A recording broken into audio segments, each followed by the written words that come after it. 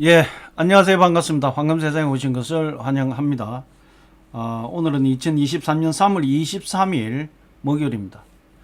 자, 어제, 오늘 새벽이죠. 3시에 FOMC 회의 결과가 발표가 되고, 최종적으로는 금리 인상은 0.25% 시장 예상했던 대로 금리 인상을 예정대로 됐습니다. 그다음 점도표 내용 여러 가지 이런 부분은 나중에 좀 말씀드리기로 하고, 결과적인 얘기는 3월달 FOMC 회의에서 0.25%의 금리 인상, 최종적으로 지금 5% 금리 인상이 이루어졌다 이렇게 보시면 될 것 같고요.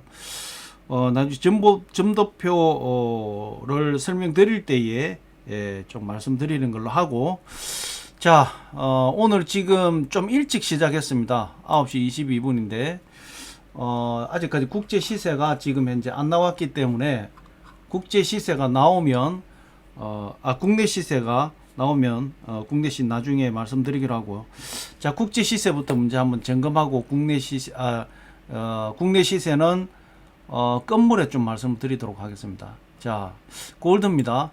1트로 온스당 1971불 09센터, 1g당 63불 37센터, 1kg 63,371불 97센터가 지금 현재 국제 시세가 형성이 되어 있습니다. 국내 시세는 아직까지 안 나왔고요. 실버가 지금 현재 국제 시세가 1트로 온스당 23불 01센터, 상당폭 올랐습니다. 뭔 얘기냐?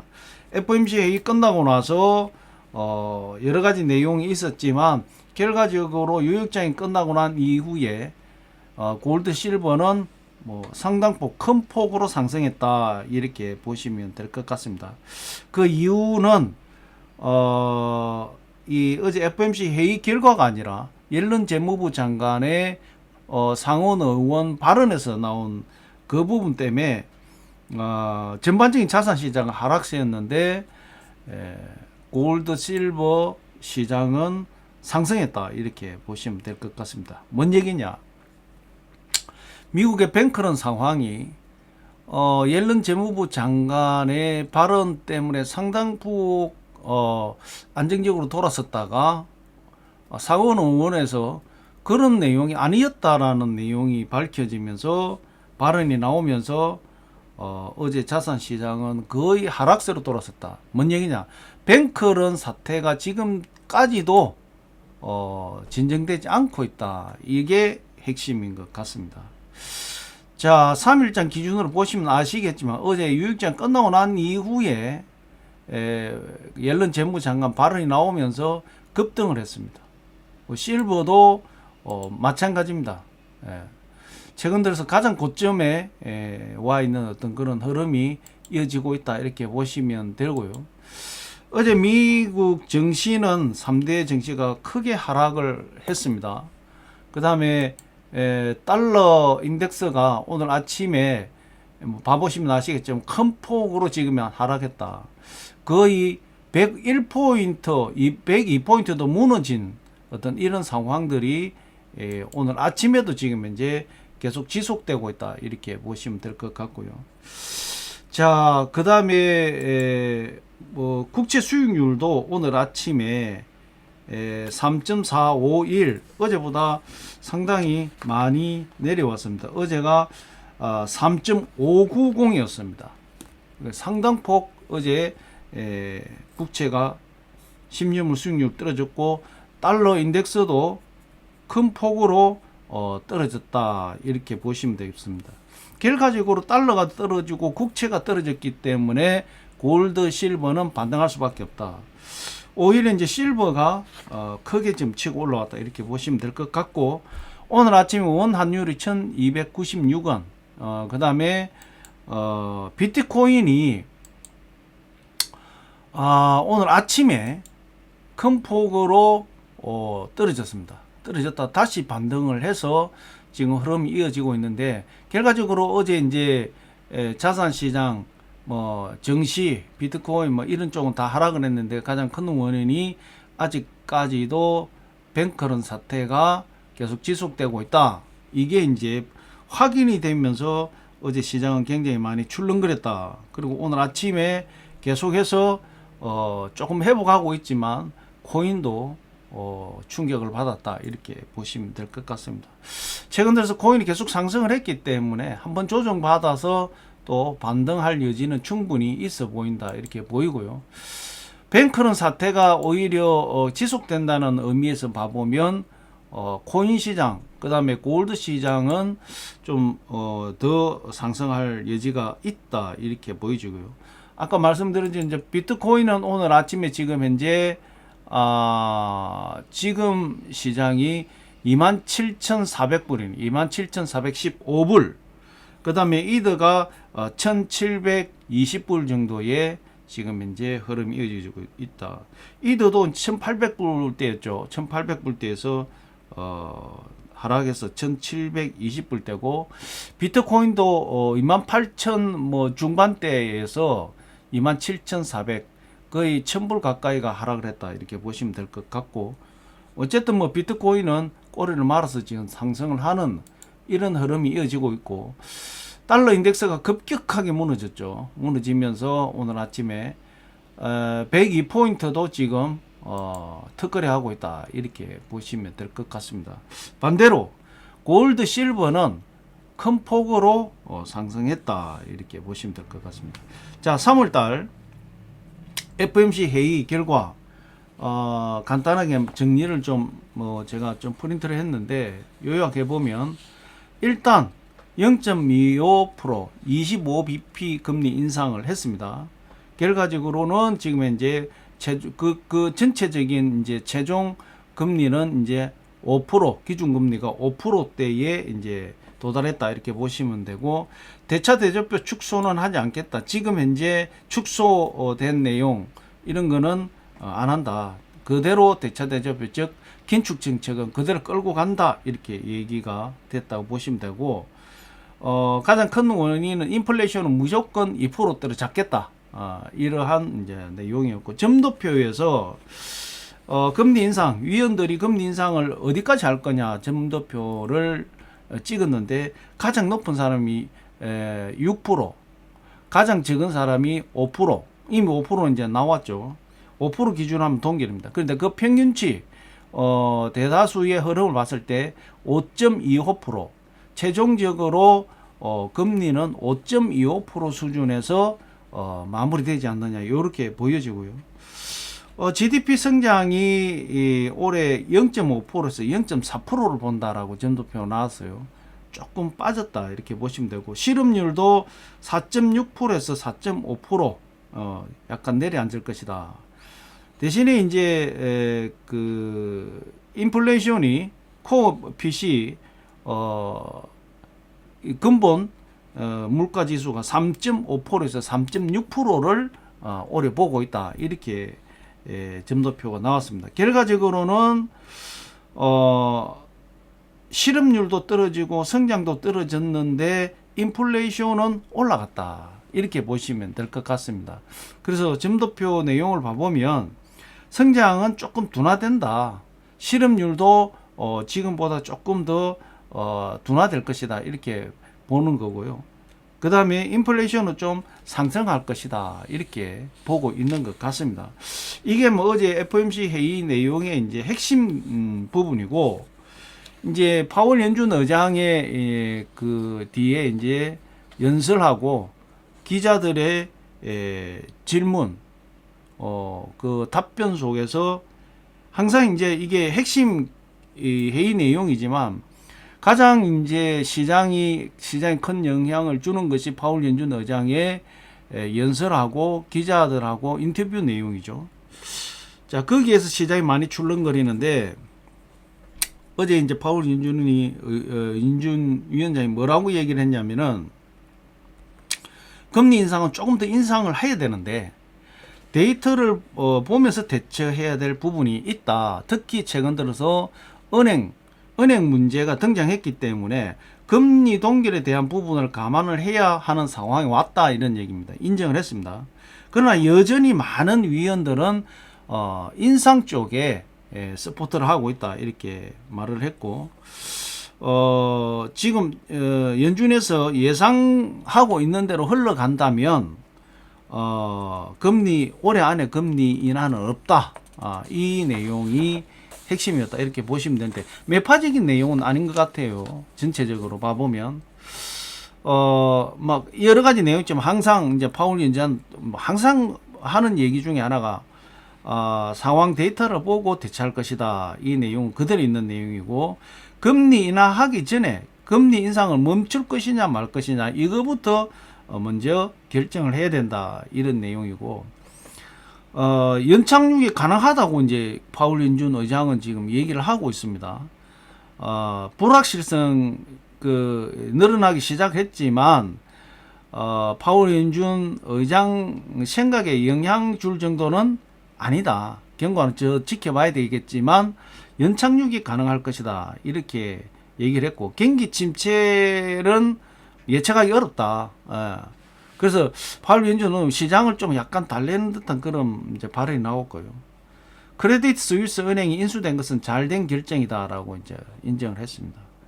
은행에 대한 규제는 강화가 돼야 될 필요성이 있다. 그리고 지금 현재 연준 자체에서 조사와 규제에 대한 부분을 지금 체크하고 있다. 이렇게 얘기가 나왔고요.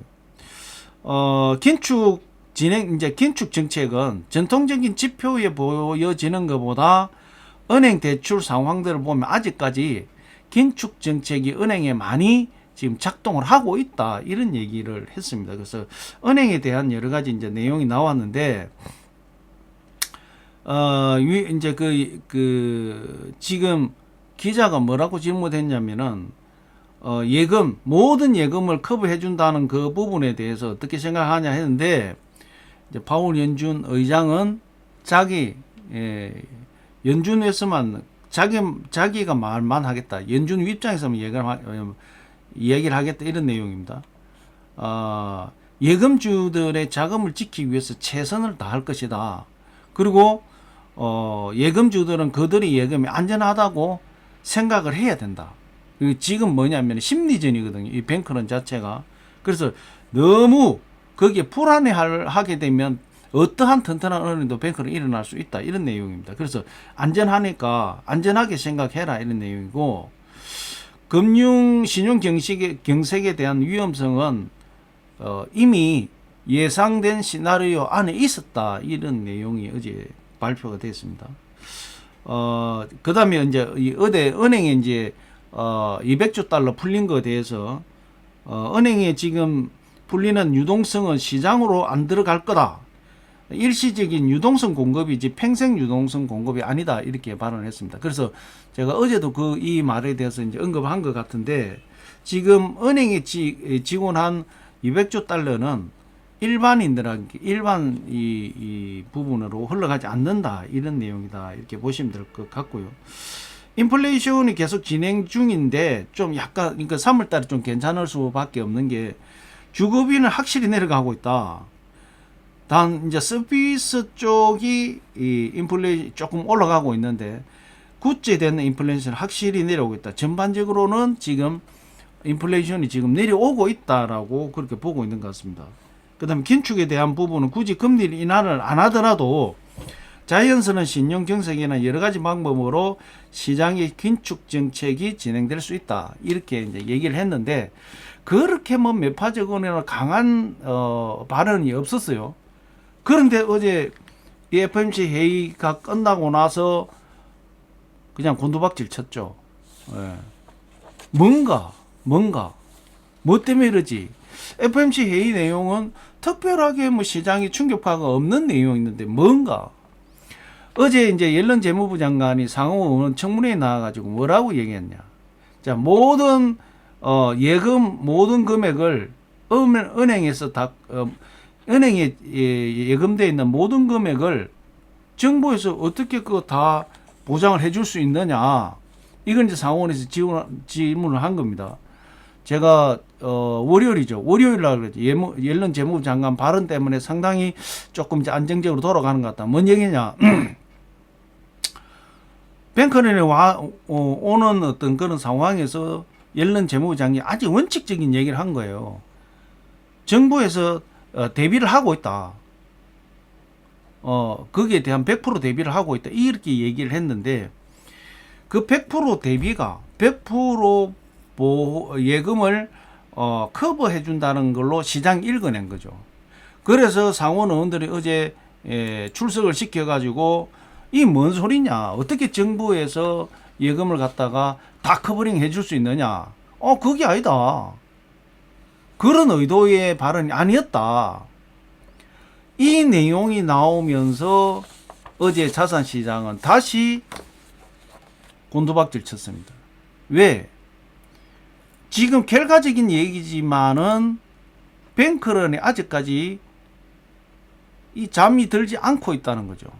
줄어들지 않는다, 불안한 상황이 계속 지속되고 있다, 이렇게 지금 판단을 시장이 한 것 같습니다. 그러면서 급격하게 자산 시장이 하락을 했습니다. 그러면서 오히려 골드, 실버는 이틀 동안 조정받고 바로 반등을 했습니다. 그러면서 다른 골드, 실버 외에는 다른 건 다 하락했다, 이렇게 보시면 될 것 같습니다. 그래서 어제 그 FOMC 회의 뭐 여러 가지 내용 기준으로 해서 좀 말씀을 드렸고, 뭐 전체적인 뭐 어제 내용이 전부 어떻게 봐보면 FOMC 회의에 관련된 내용이 주류를 이루었다, 이렇게 보시면 될 것 같고요.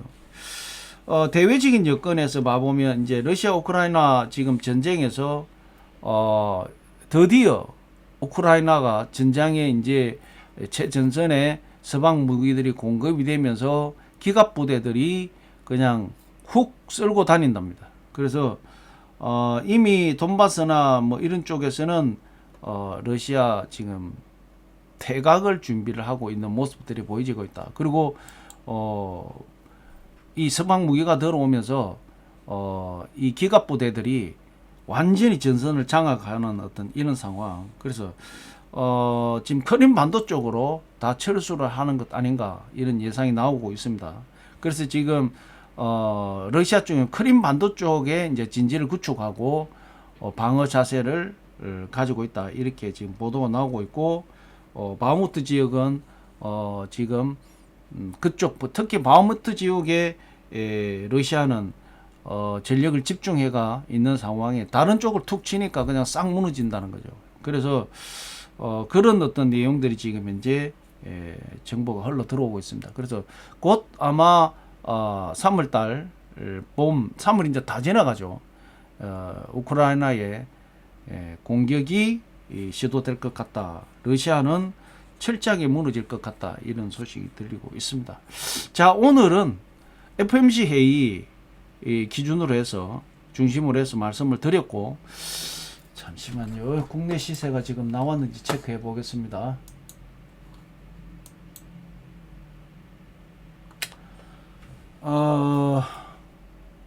오늘 아침에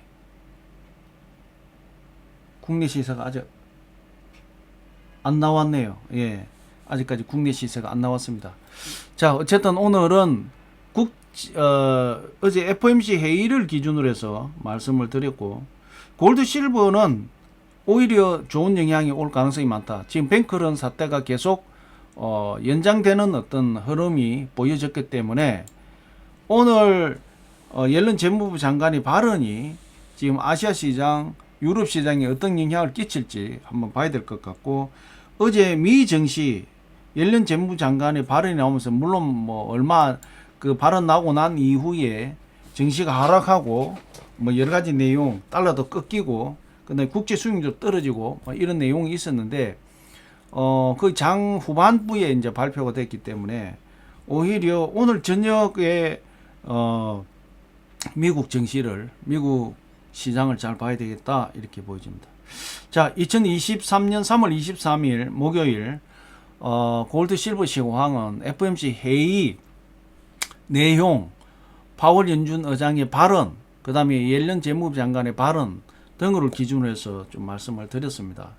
저도 거의 어제 요 새벽 한 5시까지 잘 못 잤는데, 어쨌든 이제 3월 22일로 이제 FOMC 회의가 끝났기 때문에 조금 더 지켜봐야 될 것 같습니다. 이제 시장이 이제 내일까지 어떻게 움직일 건지를 한번 보고요. 지금 FOMC 회의 기준으로 봐서는 시장이 흔들리거나 뭐 내용이 없어요. 그런데 예를 재무부 장관 발언 때문에 그런 현상이 있었기 때문에 내일 오늘 장 내일 뉴욕장까지 보면 시장이 어느 방향으로 흐를지를 어느 정도 알 수 있지 않겠냐 이렇게 보여집니다. 그러고 나면 지금 당분간 4월 중반까지 소비자 물가 발표될 때까지는 뭐 큰 어떤 이슈거리가 없지 않느냐 이렇게 보여지고, 단지 이제 미국의 뱅크런 사태가 어느 방향으로 어떻게 수습되고 움직여질 거냐 이것만 어느 정도 가닥이 나오면, 방향성이 나오면 시장은 거기에 맞춰서 진행되지 않겠냐 이렇게 보입니다. 자, 2023년 3월 23일 오늘 목요일입니다. 시황 잘 체크하시고 오늘 즐거운 하루 되시고 내일 아침에 뵙겠습니다. 자, 오늘 여기서 마무리하겠습니다. 감사합니다.